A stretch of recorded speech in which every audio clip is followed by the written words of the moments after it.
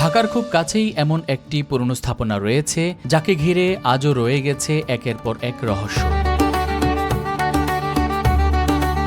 কথিত আছে এই বাড়ির মালিক ছিলেন এমন এক ব্যক্তি যে কিনা দিনে দানবীর আর রাতে হয়ে উঠতেন ভয়ঙ্কর এক ডাকাত।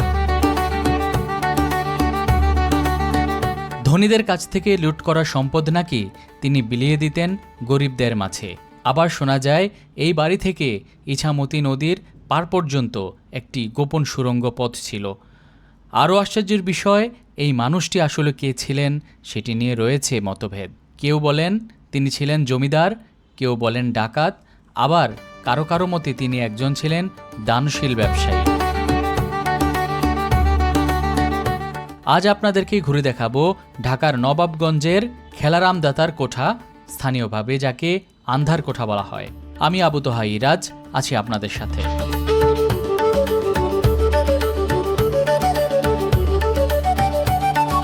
গত ভিডিওতে আপনাদের আমি দেখিয়েছি কলাকোপার কোকিলপেরি প্যালেস। আজ আপনাদেরকে দেখাবো খেলারাম দাতার বাড়ি।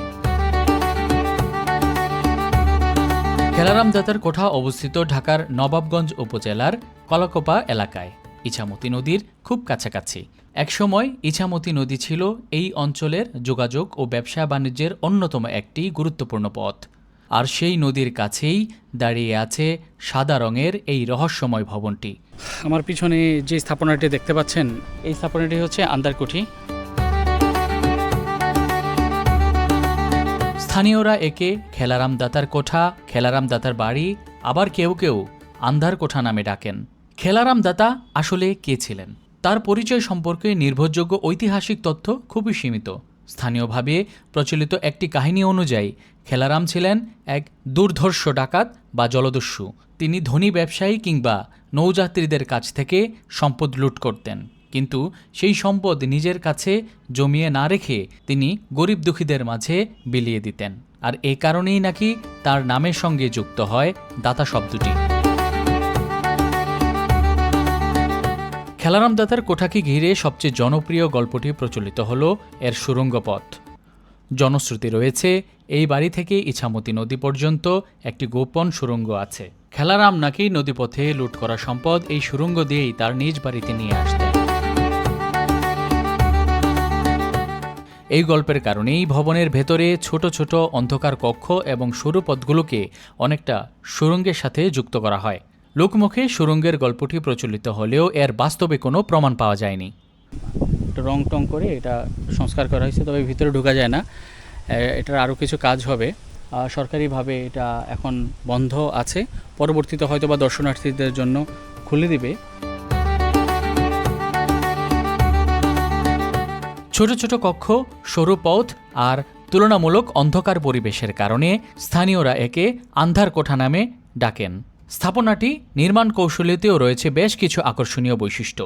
এটি মূলত বাড়ি ও বিগ্রহ মন্দির হিসেবে পরিচিত এবং প্রত্নতত্ত্ব অধিদপ্তর এটিকে সংরক্ষিত পুরাকৃতি হিসেবে স্থান দিয়েছেন।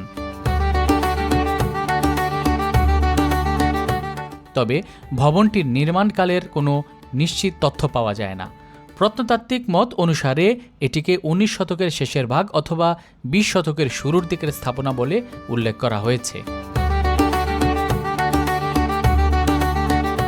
খেলারাম দাতাকে ঘিরে আরও একটি করুণ কাহিনী প্রচলিত আছে।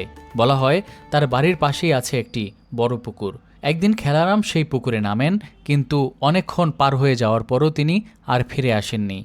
পরে তাকে পুকুরের পানিতে পাওয়া যায়।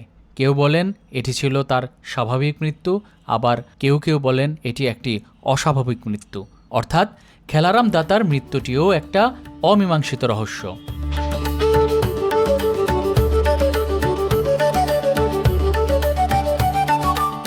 খেলারাম দাতার বাড়ির সামনে দাঁড়িয়ে আছি এবং এই যে পিছনে হচ্ছে পুকুর, আবার পুকুরের এই পাশে হচ্ছে প্রচুর বাতাস আসতেছে এবং এই বাতাসটা খুবই ভালো লাগতেছে আমার। কলাকোপা শুধু এই একটি স্থাপনার জন্যই বিখ্যাত নয়, এই অঞ্চলের বিভিন্ন জায়গায় ছড়িয়ে রয়েছে পুরানো জমিদার বাড়ি, মন্দির, মঠ এবং প্রাচীন স্থাপনা। এটা এমন একটা জায়গা, এখানে প্রচুর পরিমাণে হচ্ছে জমিদার বাড়ি আছে। আর হচ্ছে একটু পরে পরে আপনি জমিদার বাড়ি দেখতে পাবেন, তারপরে পুকুর দেখতে পাবেন। জায়গাটা ইতিহাস সমৃদ্ধ একটা জায়গা। এখন আমি যেদিক দিয়ে হেঁটে যাচ্ছি, এখানেও যে একটা জমিদার বাড়ির মতো দেখা যাচ্ছে, যদিও এটা বেশ ভয়ঙ্কর একটা অবস্থা। হ্যাঁ, এই যে দেখেন।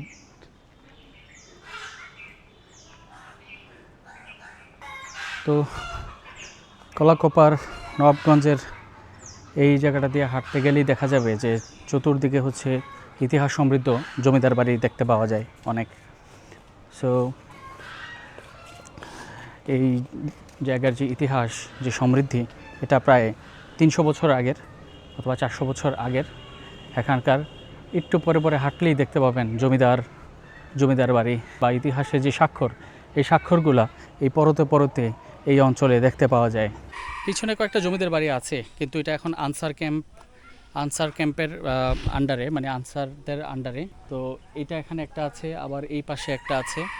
এই পুরা গ্রামটা, এই পুরা নগরী যেটা বলা হয়, নগরী তো বলা যাবে না, গ্রাম বলা যাবে, এই পুরা গ্রামটাই হচ্ছে মূলত এই প্যালেস, তারপরে হচ্ছে রাজপ্রাসাদ, বিভিন্ন প্রাসাদ দিয়ে হচ্ছে একদম ভরপুর। এখানে তখনকার সময়ে নায়েবরা থাকতো।